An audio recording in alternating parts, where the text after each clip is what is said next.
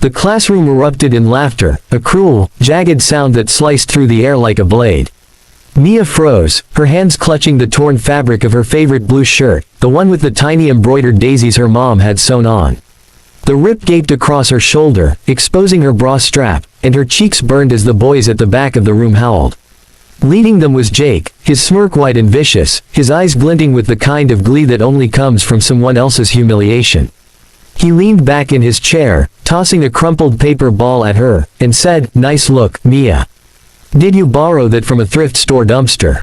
The other boys, his loyal pack, cackled, their voices piling onto the sting of his words. Mia's heart pounded, not just from embarrassment but from a fire igniting deep inside her, one she'd kept buried for too long.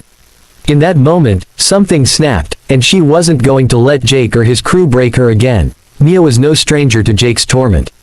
Ever since she transferred to Lincoln High 6 months ago, he'd zeroed in on her like a shark smelling blood. It started with small things, snide comments about her thrift store sneakers, whispers about her mom being a single parent who worked double shifts at the diner. Mia, with her quiet demeanor and knack for fading into the background, was an easy target. She was 16, slight but wiry, with dark hair she always tied back in a messy ponytail. She wasn't popular, but she had her books, her sketchpad, and her best friend, Lila, who sat beside her now, gripping her hand under the desk. Lila's eyes were wide with fury, but she whispered, "Don't let them get to you." Mia nodded, but her hands trembled. She'd heard that advice before, from her mom, from her counselor, but it was hard to ignore the way Jake's words burrowed under her skin, making her feel small, insignificant. The shirt incident wasn't the first time Jake had gone too far. Last month, he'd, accidentally, spilled soda on her backpack, ruining her math homework. The month before, he'd tripped her in the hallway, sending her books sprawling while his friends laughed. Each time, Mia had swallowed her anger, telling herself it wasn't worth a fight. She'd grown up watching her mom handle tough situations with grace, always saying, "Pick your battles, Mia. Not every fight's worth fighting." But this was different. The torn shirt wasn't just fabric, it was a gift from her mom, a rare moment of joy in a life stretched thin by bills and exhaustion. As Jake leaned forward, ready to lob another insult, Mia's eyes locked onto his. The room seemed to slow, the laughter fading into a dull hum. She stood, her chair scraping loudly against the floor, and before she could second-guess herself, she marched toward Jake, her fists clenched. The class went silent, every eye on her.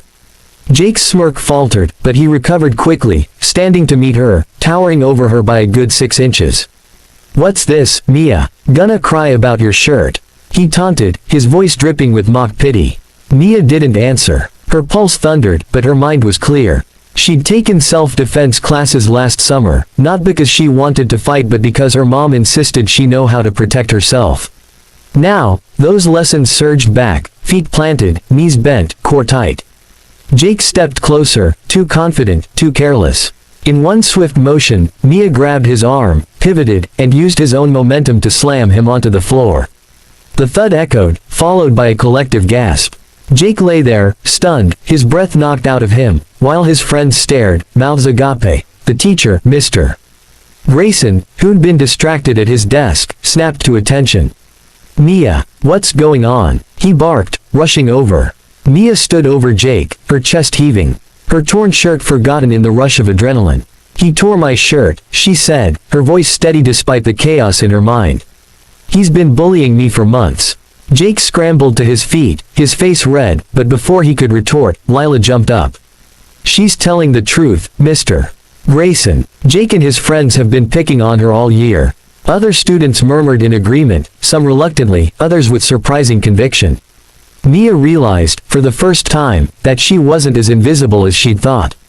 People had noticed. They'd just been waiting for someone to stand up. Mr.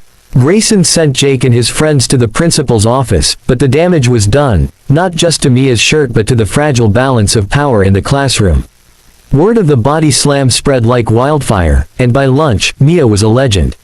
Some kids cheered her on, others whispered behind their hands, but Mia didn't feel like a hero. She felt raw, exposed, and terrified of what came next. Would Jake retaliate? Would she get in trouble? She sat with Lila in the cafeteria, picking at her sandwich, when her phone buzzed. It was a text from her mom. Heard what happened. Proud of you for standing up. We'll talk tonight. Love you. Mia's eyes stung, but she blinked back tears. She wasn't alone, not really. The next challenge came faster than she expected. Jake's friends cornered her after school, near the bike racks. There were 3 of them, Tyler, Max, and Ethan, each bigger than her, their faces hard with loyalty to Jake. You think you're tough now? Tyler sneered, stepping close enough that Mia could smell his cheap cologne. Her heart raced, but she remembered her training. Stay calm, assess the situation. She noticed a group of kids nearby, watching but not intervening. I don't want trouble, she said, her voice firm. But I'm not scared of you.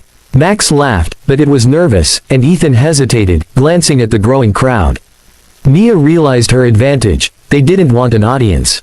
She stood taller, her eyes locked on Tyler's. Back off, or you'll end up like Jake. The bluff worked. Tyler muttered something under his breath, and they slunk away, the crowd parting like a wave. The school didn't suspend Mia, thanks to witnesses who backed her story, but Jake got a week's suspension and a mandatory meeting with the counselor. Mia's mom took her out for ice cream that night, and they talked for hours, not just about the incident but about everything. Mia's fears, her mom's struggles, their dreams for a better future. Mia realized that standing up to Jake wasn't just about that moment in class, it was about refusing to let anyone make her feel small again. She started speaking up more, not just for herself but for others. When she saw a younger kid getting picked on in the hallway, she stepped in, her presence alone enough to make the bully back down. She joined the school's anti-bullying club, where she met others who'd felt powerless and found strength in sharing their stories. Jake, surprisingly, didn't come after her again. Maybe it was the suspension, or maybe it was the way his friends had started avoiding him, their loyalty shaken by Mia's defiance. By spring, he was quieter, sitting alone at lunch, his smirk gone. Mia didn't feel sorry for him, but she didn't hate him either. She'd learned that bullies like Jake often carried their own pain, lashing out to feel powerful. It didn't excuse what he did, but it made her see him as human, not a monster. She focused on rebuilding herself instead, wearing her patched-up daisy shirt with pride, sketching bolder designs in her sketchpad, and laughing louder with Lila.